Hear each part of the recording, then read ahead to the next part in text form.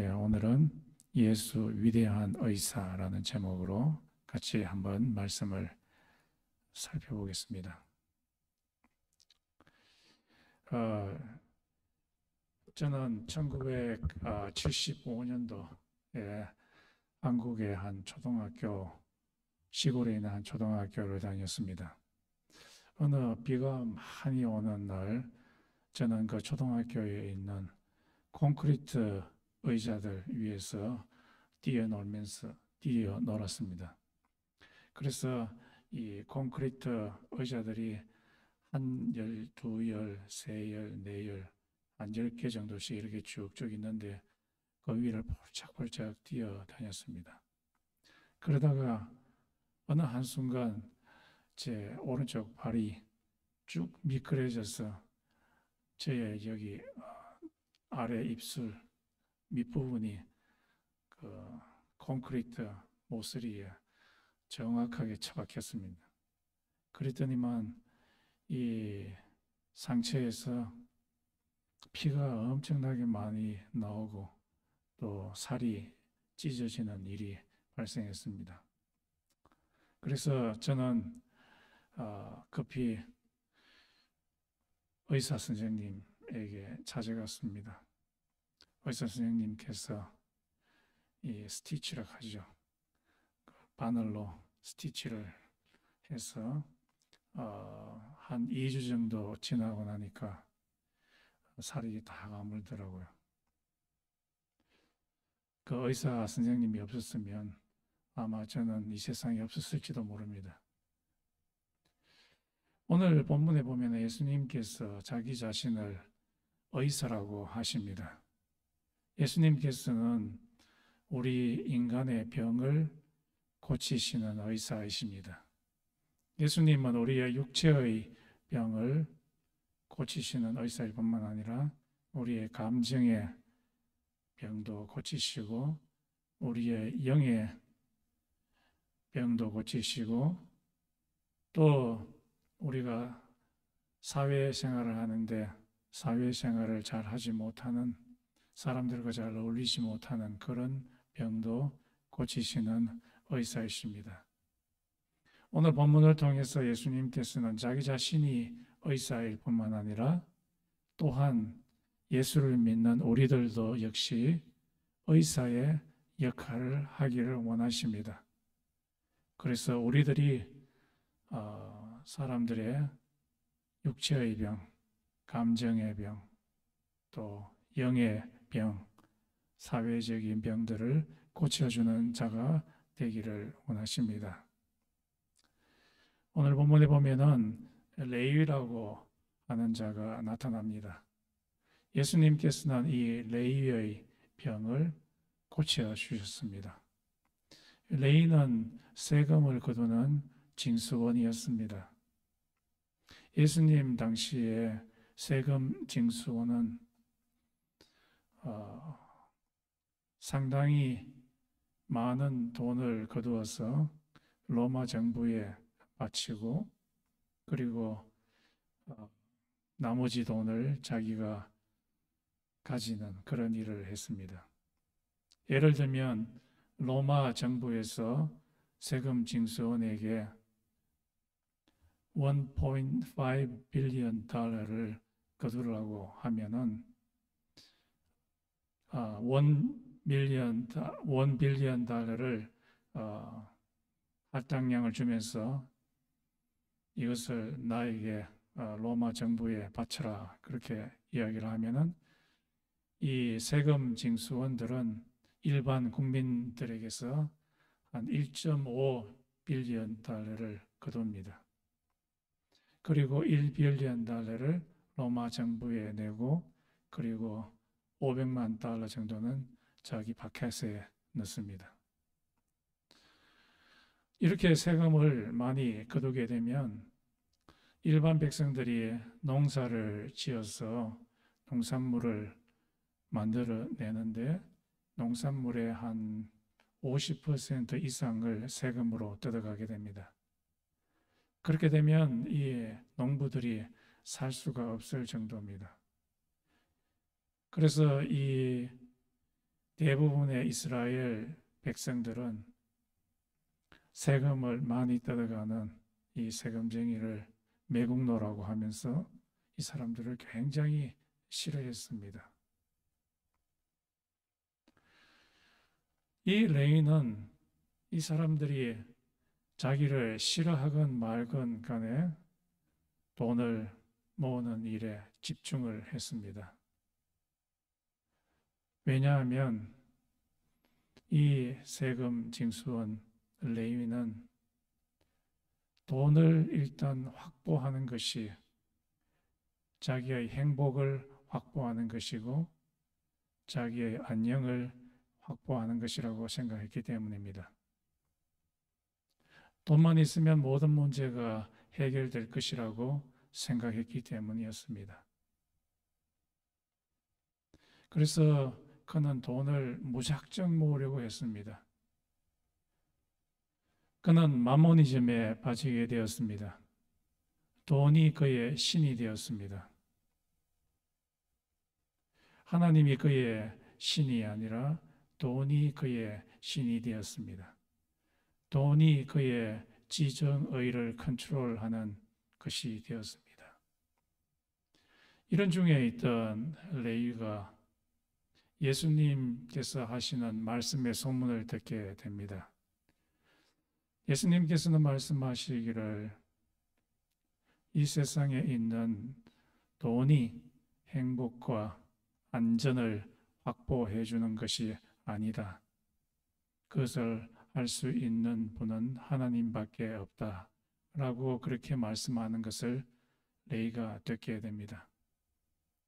레위는 예수님께서 사람이 돈과 하나님을 동시에 섬길 수 없다라고 말씀하신 것을 들었습니다.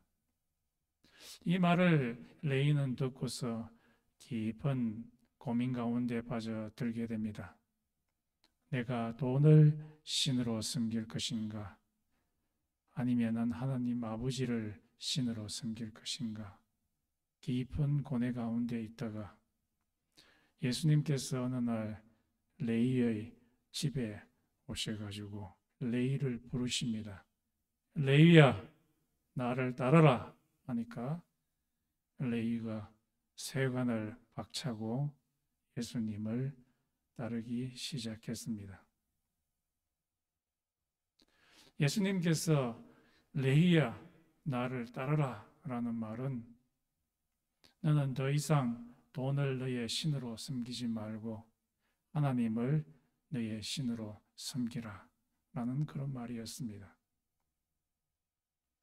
그 말을 들었는 이 레위는 이제부터는 나는 돈을 나의 신으로 섬기지 아니하고 하나님을 나의 신으로 섬기겠습니다 라는 말이었습니다. 그래서 레위는 하나님을 자기의 왕으로 하나님을 자기의 신으로 섬기고 자기 자신의 행복과 안전을 지켜주시는 분은 유일하게 하나님밖에 없다는 그런 신앙을 갖게 되었습니다. 세간을 박차 나온 이 레위는 자기 친구 세무원들과 그리고 죄인들을 자기 집에 초대했습니다. 여기서 죄인들은 세상적으로 봤을 때 깡패 같은 사람들, 또 창녀 같은 사람들, 이런 사람들을 다 포함하는 친구들입니다. 이 친구들을 불러놓고는 자기 집에서 맛있는 음식을 차려서 주고서 같이 먹고 마셨습니다.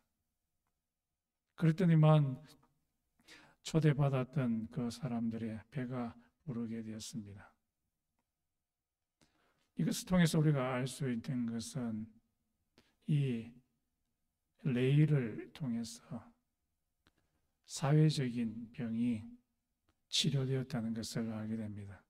그 전까지만 해도 이 세리 레위를 굉장히 싫어했던 일반 사람들이 이제는 레위의 배품을 통해서 그 사회 가운데서 그 모임 가운데서 샬롬이 생기고 하모니가 생겼기 때문이었습니다. 예수님께서는 먼저 레이의 영적인 병을 고쳐주시고 이제는 영적인 병에 고침을 받았는 레이가 사회적인 병을 고치는 자가 되었습니다. 예수님께서는 레이가 초대한 그 초대에 응해서 예수님도 그 죄인들 무리 속에 초대를 받았습니다. 예수님께서 그들과 함께 음식을 먹고 마시고 또 서로 담화를 이루었습니다. 예수님께서 이 죄인들과 함께 테이블 펠로십, 식탁 교제를 한다는 의미는 예수님께서 그들을 하나님의 나라로 초대하는 것을 의미합니다. 그리고 장차 예수님께서 재림하실 때에 하늘에서 엄청난 메시아닉 뱅킷, 메시아의 잔치상을 벌여줄 건데 그때 이 죄인들도 그 잔치상에 참여해서 배부르게 먹고 즐겁게 지내게 될 것이라는 것을 의미했습니다. 비록 이 세상에서의 조그마한 잔치, 이것은 조그마한 구원을 의미하고 조그마한 만족을 의미하지만 예수께서 다시 오셔서 베푸시는 그 잔치상에 참여하는 자들은 온전한 구원을 받게 되는 것을 예수님께서 약속하시는 것이었습니다. 세상 사람들의 눈, 특히 오늘 본문에 나오는 바리새인과 서기관들이 이 레위의 집 주위에 있었습니다. 그런데 이 사람들은 예수님, 의사 되신 예수님으로부터 병나음을 받지 못했습니다. 이 자들은 어떤 자들이냐 하면은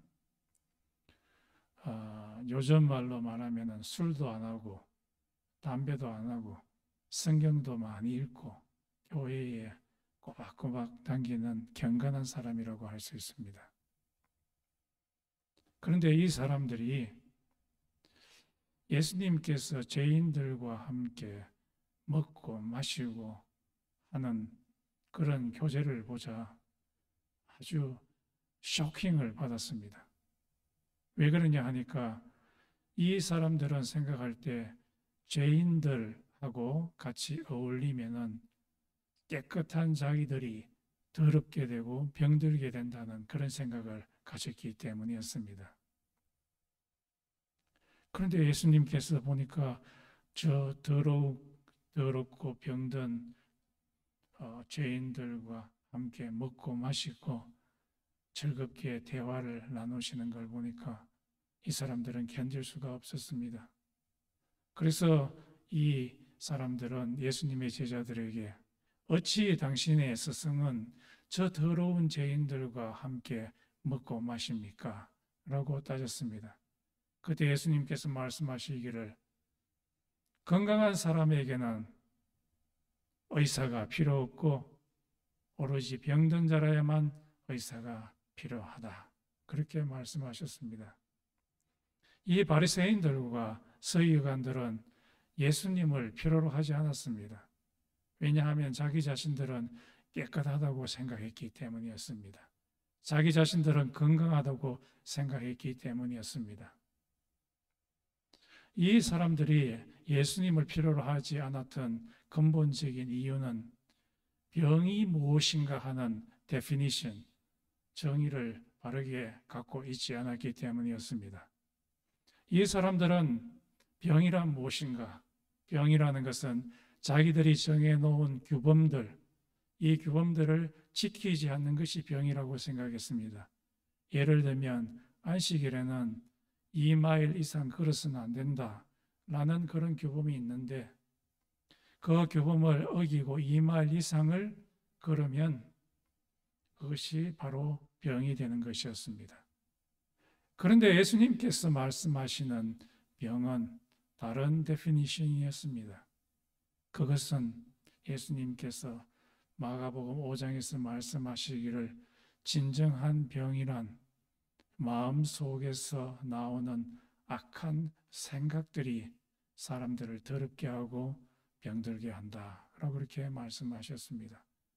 그 악한 생각이라는 것은 남의 것을 훔치거나 남을 질투하거나 또 간음하고자 하는 그런 생각, 그리고 착취하고자 하는 생각, 남을 쥐어패고 싶은 그런 생각, 그런 생각이 마음속에서 나와서 실제적으로 행하는 것이 죄라고 했습니다.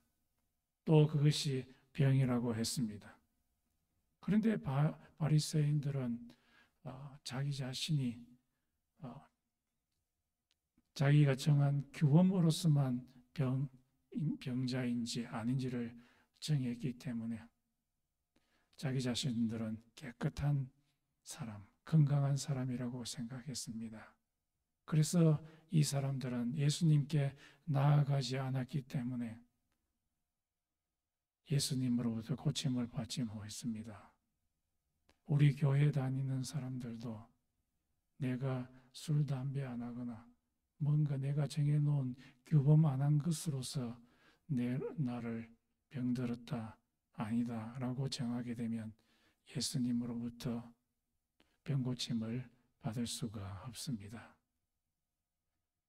내가 내 자신을 볼 때 얼마나 더러운 생각을 하고 내 자신의 마음속에서 우러나오는 것이 얼마나 큰 욕심으로 가득 차 있는지 이것들을 깨닫고 하나님 앞에 내어놓을 때 의사이신 예수님이 치료해 주십니다. 예수님께서는 육체를 고치시는 그런 의사이시죠. 누가복음 5장 12절에 보면은 예수님께서 한 문둥병자를 고치셨습니다. 문둥병자. 예수님 당시에 문둥병을 고친다는 것은 거의 불가능에 가까웠습니다.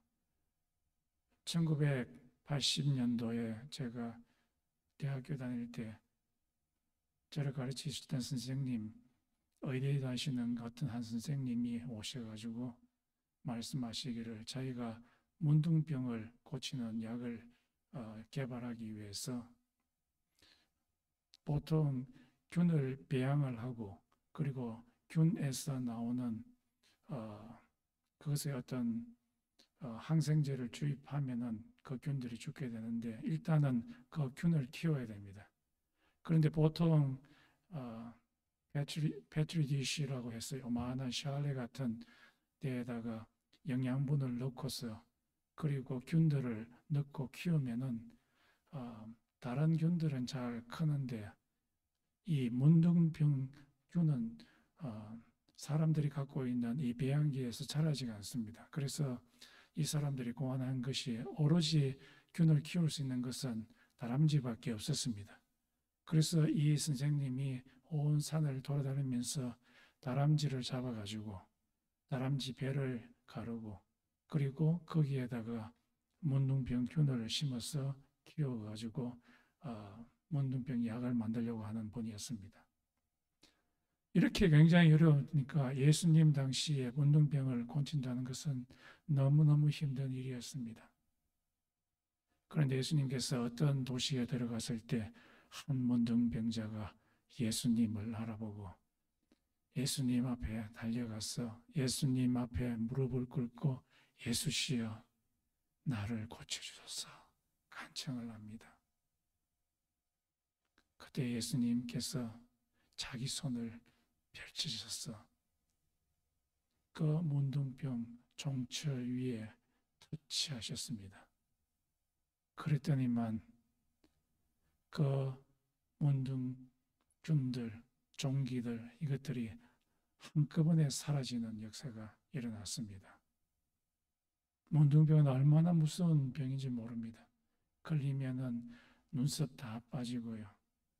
그리고 손마디, 발가락 이런 데서 진물이 나와가지고 손가락, 발가락이 그냥 뚝뚝 떨어져 나갑니다.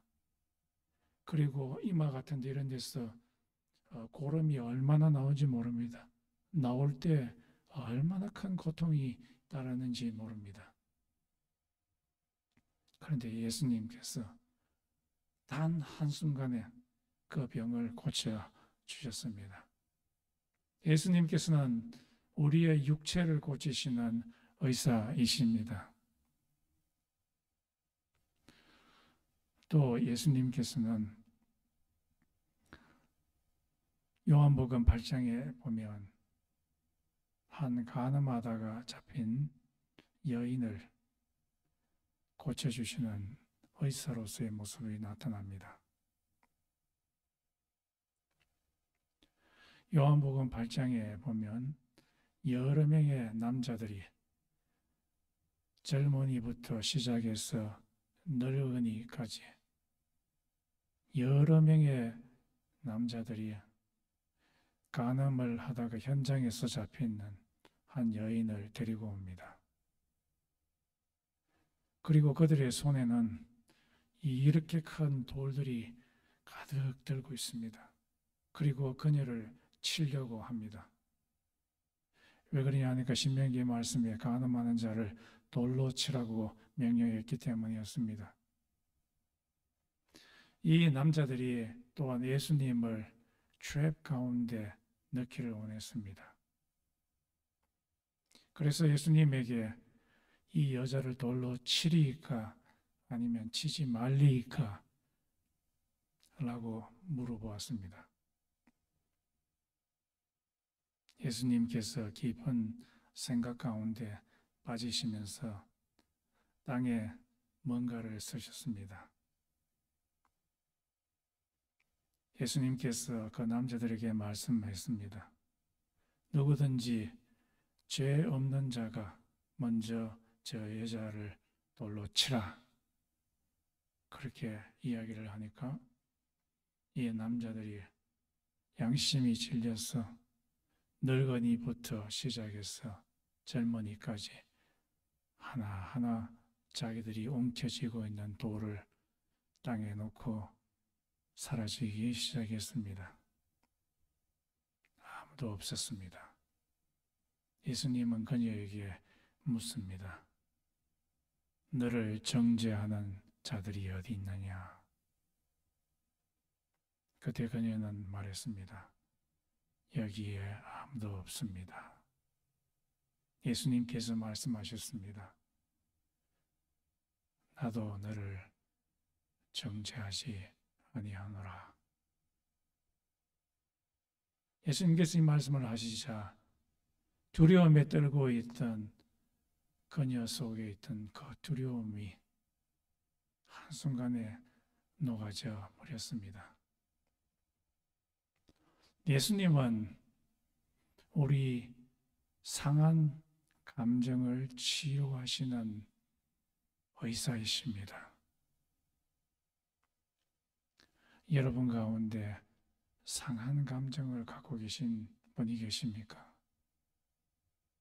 이 세상에 있는 어떤 사람도 예수님처럼 완벽하게 상한 감정을 치유할 수 있는 분은 이 세상에 아무도 없습니다.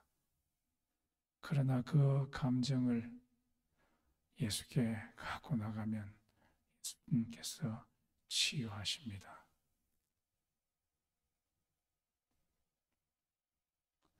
예수님께서는 감정을 치유하실 뿐만 아니라 또한 영적인 병도 치유하시는 분이십니다.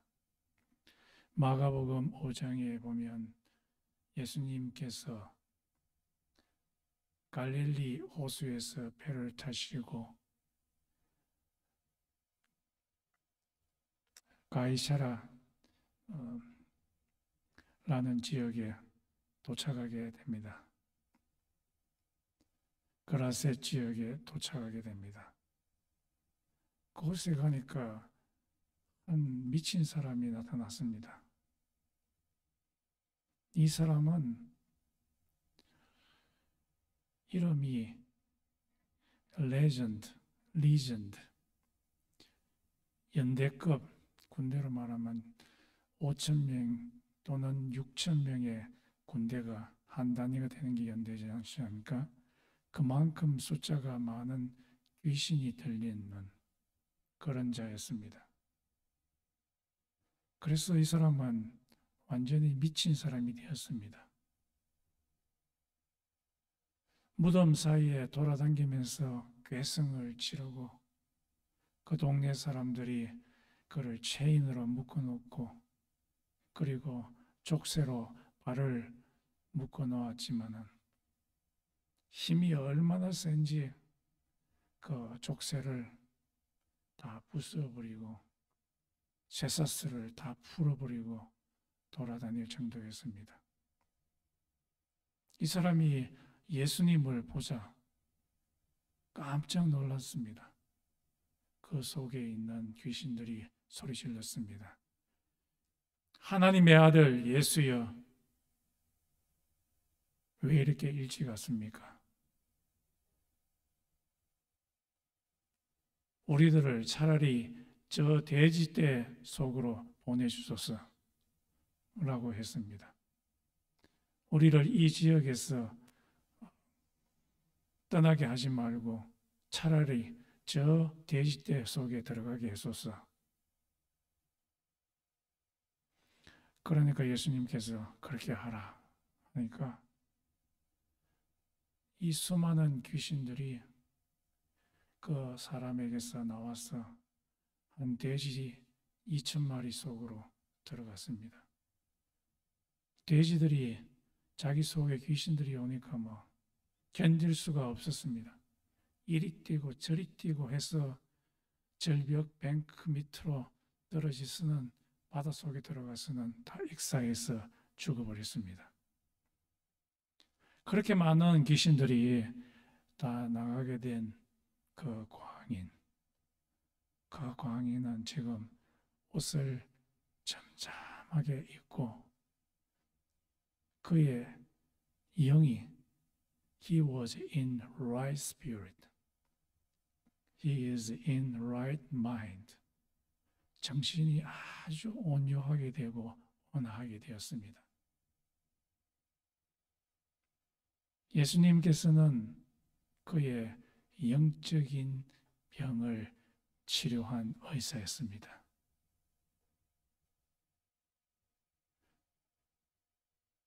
우리가 갖고 있는 영적인 병, 그 어떤 병이라도 예수님께 갖고 나가면 예수님께서는 치유하시는 의사이십니다. 예수님께서는 자기 자신이 우리의 육체와 감정과 영을 고치시는 그런 의사이실 뿐만 아니라 예수님께서는 우리가 이 세상에서 의사로서의 역할을 하기를 원하십니까? 예수님께서 말씀하셨습니다. 너희는 세상의 소금이라. 소금이 짜면 음식을 부패하지 않게 하고 또 음식을 맛깔나게 하는 것처럼 소금이 제 역할을 하면 너희들이 이 세상의 부패, 이 세상의 디케이, 이 세상의 corrupt, 이 세상의 부패를 막는 역할을 하고 이 세상을 살기 좋은 그런 세상으로 만든다. 그렇게 해야 할 자들이 누구냐? 나의 제자들이 너희들이다. 너희들이 이 세상에서 의사 노릇을 해야 된다. 그렇게 말씀을 하셨습니다. 그래서 여러분은 지금부터 무엇이라고요? 의사입니다. 여러분이 여러분 주위에 있는 사람들을 육체적으로도 고치고 또 감정이 상해 있는 사람들도 고치고 또 영적으로 병들어 있는 사람들도 고쳐야 합니다. 페니실린을 발견한 사람이 누구이죠? 알렉산더 플레밍이라는 사람입니다. 이 사람은 이 사람이 페트리 디시에다가 포도상 구균이라고 하는, 이 포도상 구균이라는 말은 포도같이 생기는 동글동글한 균이라는 말입니다. 이 균은 아주 사람을 해롭게 하는 그런 균이거든요. 이 균을 이 페트리 디시에다가 배양을 시켜놨습니다. 그래놓고 이 배양을 하고 배양기 속에 이 온도가 좀 되는 그런 배양기 속에 집어넣어야지 그 포도상 구균이 잘 자라게 됩니다. 그런데 이 사람이 휴가 떠나면서 그것을 배양기 속에 넣는 것을 까먹고 밖에 놔뒀습니다. 자기가 휴가를 갔다 와서 그 페트리 디시를 보니까 아주 이상한 것을 발견하게 되었습니다. 포도상 구균들이 많이 자랐는데 그 옆에 보니까 푸른색 곰팡이들이 많이 피는 것을 발견하게 되었습니다. 푸른색 곰팡이가 피는 그 주위에는 포도상 구균들이 하나도 없이 다 녹아져 있는 것을 발견했습니다. 도대체 이것이 무엇을 의미하는가? 이 플레밍은 깊은 생각에 빠지게 됐습니다. 맞다. 푸른 곰팡이에서 뭔가 물질이 나와서 이 균을 죽였기 때문에 이 포도상 균들이 다 녹게 되었구나 하는 것을 깨닫게 됐습니다. 그래서 이 사람이 이 푸른 곰팡이 내에 있는 이 균을 죽일 수 있는 그 물질을 추출해내기 시작했습니다. 그것이 페니실린입니다. 그것이 최초의 항생제입니다. 그것을 가지고서 수많은 그 균에 걸려서 죽어가고 있는 사람한테 주사를 주었더니만 사람들이 살아나는 역사가 일어났습니다. 존 칼빈이라고 하는 사람이 있는데요. 이 사람이 장로교를 세우는 사람이라고 할 수 있습니다. 이 사람이 말하기를 모든 knowledge, 모든 참된 knowledge, 지식은 하나님으로부터 온다. 성령님으로부터 온다. 라고 말씀했습니다. 심지어 불신자들, 예수를 믿지 않는 사람들이 발견한 진리 조각, 지식 조각도 하나님으로부터 온다. 성령님으로부터 온다. 그렇게 말씀을 하셨습니다. 그렇다면 우리 크리스천들은 이런 사람들이 발견한 그 지식을 적극 이용해서 많은 사람들을, 병든 사람들을 낫게 하는 그 일을 해야 합니다. 마치 이 플레밍이 그렇게 했는 것처럼요. 우리들은 생각을 할 때 구원받는다는 것은 죽고 나서 천국에 가는 것이 구원이라고 그렇게 생각을 하지만 누가복음에서는 구원이라는 말은 이 갈랜드라고 하는 학자에 의하면은 치유, 병을 낫게 하는 것과 같은 말이다. 그렇게 말씀을 하셨습니다.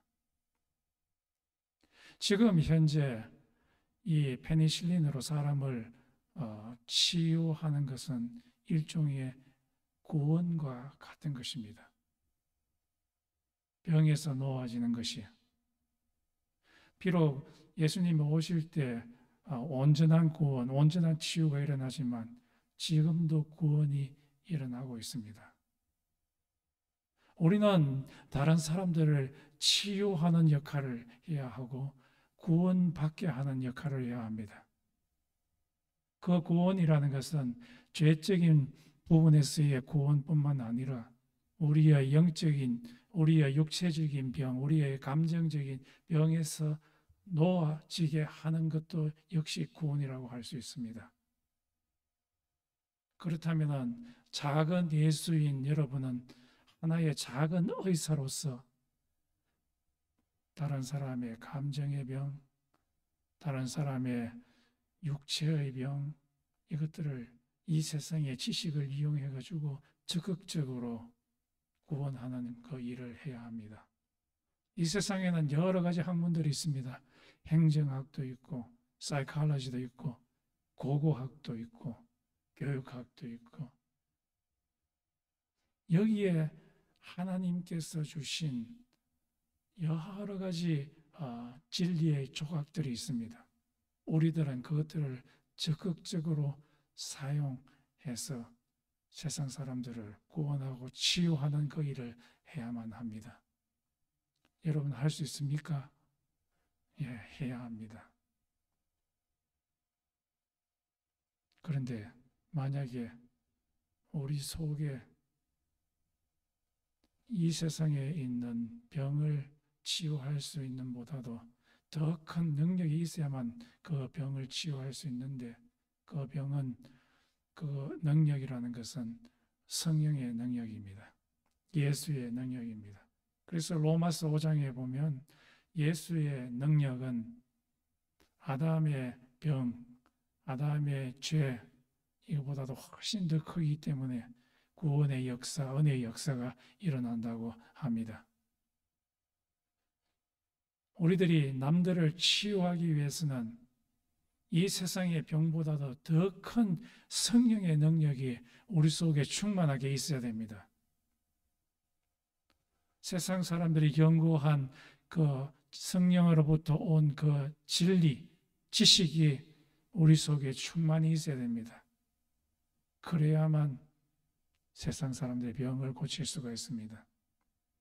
만약에 우리가 우리 속에 성령의 능력으로 충만하지 아니하고 그냥 세상과 그냥 동화되어 버린다면 세상의 컬처, 세상의 사고방식에 그냥 동화되어 버리고 그곳에 그냥 따라가 버리게 된다면 세상을 치유할 수 없게 될 것입니다.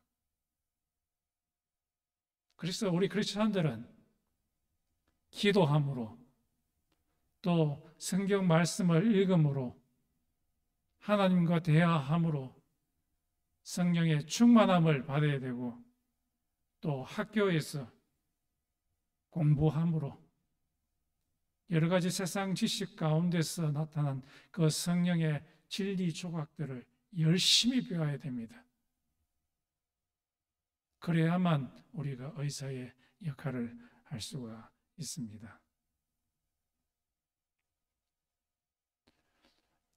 김진홍이라는 분은 한 죽어가는 사람을 살린 사람이었습니다. 이 사람이 농촌에서 농사를 해서 농산물을 잔뜩 트럭에 심어서 서울에 와서 그 농산물을 다 팔고 이제 다시 농촌으로 돌아갑니다. 한강을 따라서 쭉 가는데 한강 다리에 어떤 한 젊은이가 올라가서 떨어져서 죽으려고 올라갔다가 내려갔다 하는 그 장면을 여러 번 보게 됩니다. 그래서 저 사람 진짜 이상하다. 뭔가 문제점이 있음에 틀림없다. 그렇게 생각하고 차를 한강 옆에 세워놓고 그 사람한테 갑니다. 도대체 무슨 일이요? 그러니까 이 사람이 자기는 제주도에서 올라왔는데 제주도에서 사업을 하다가 온통 다 말아먹고 사업이 완전히 실패해서 너무 좌절해서 내가 이 한강 떨어져서 죽으려고 하고 있어. 그렇게 이야기했습니다. 그러니까 임진홍이 그에게 물었습니다. 도대체 당신이 필요한 돈이 얼마나 돼요? 하니까 그 당시에 한 몇백만 원이 필요합니다. 큰 돈이었습니다. 그러자 임진홍은 자기가 농산물을 팔았던 모든 돈을 그에게 주면서 이 돈으로 다시 한번 재기하시오. 그러니까 그 사람이 그 돈을 받아서 제주도에 가서 호텔 사업을 해가지고 성공을 했습니다. 그래서 이 사람이 나중에 그에게 몇 배나 더 많이 갚았다고 이야기를 합니다. 어쨌든 간에 이 김진홍은 좌절에 빠져 있는 그 사람을 살린 의사와 같습니다. 여러분 주위에도 이런 절망에 빠져서 죽어가려고 하는 그런 병에 걸린 사람들이 있을 것입니다. 여러분은 그에게 다가가서 여러분의 말과 행실로 그 사람들을 살리는 의사가 되어야 합니다. 그 역할을 여러분에게 주셨습니다. 지난번에도 한번 말했지만은 미국의 어떤 전도자가 브라이언 박이라는 사람을 살리셨습니다. 브라이언 박은 UCLA를 나왔는 아주 공부를 잘하는 사람이었습니다. 그리고 사업을 얼마나 잘했던지 간에 뉴욕에 있는 월가에서 정권회사에서 29세의 나이로 부사장이 돼가지고 돈을 얼마나 많이 벌었던지 간에 큰 집에 자기 그라지에는 10대 이상의 최고급 차가 절비했습니다. 그런데 돈이 많다 보니까 마약에 손을 댔어요. 어느 날 자기 형과 함께 LA에 어떤 세븐일레븐에 가게 되었습니다. 자기 형은 세븐일레븐에 들어가서 커피를 주문하러 들어가고 자기는 차에 앉아 있는데 어떤 한 미국 전도자가 지나가다가 그 사람한테 브라이언한테 물었습니다. Do you believe in Jesus? 너 예수를 믿느냐? 하니까 No, I don't believe in him. 나는 그를 믿지 않습니다.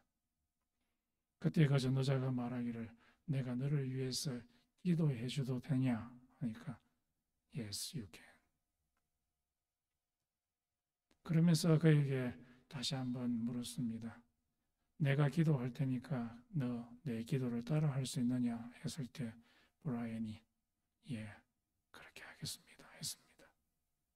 그 전도자가 말하기를 Jesus, 예수시여, come into my heart. 내 가슴 속에 들어오셔서 cleanse all my sins. 나의 모든 죄를 씻어주시고 Put the Holy Spirit in me. 내 속에 성령을 넣어주소서.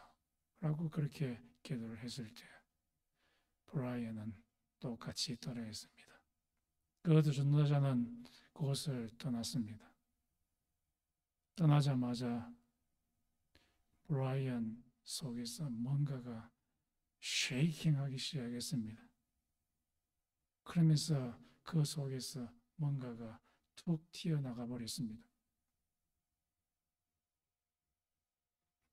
그 툭 튀어나가는 것은 바로 귀신이었습니다. 이런 것이 20번 정도 계속되었습니다. 그 말은 그 속에 20개의 귀신들이 살고 있다가 빠져나간 것이었습니다. 하나씩 빠져나가면서 그의 눈에서는 눈물이 흘러내리기 시작했습니다. 그 눈물은 커피보다도 더 뜨거운 눈물이었습니다. 그러면서 그 마음 속에는 이렇게 깨끗함을 느꼈습니다. 그의 가슴이 깨끗하게 되는 것을 느꼈습니다. 성령께서 그의 마음 가운데 기쁨과 평안을 주셨기 때문이죠. 성령 하나님이 그의 영적인 병을 고치셨기 때문에 그의 눈에서는 눈물이 흘러넘치고 사랑과 기쁨과 은혜가 흘러넘쳤던 것이었습니다. 하나님은 우리들이 영적인 병을 고치는 의사가 되기를 원하십니다. 그 의사가 되십시오. 우리 다 같이 한번 기도하겠습니다.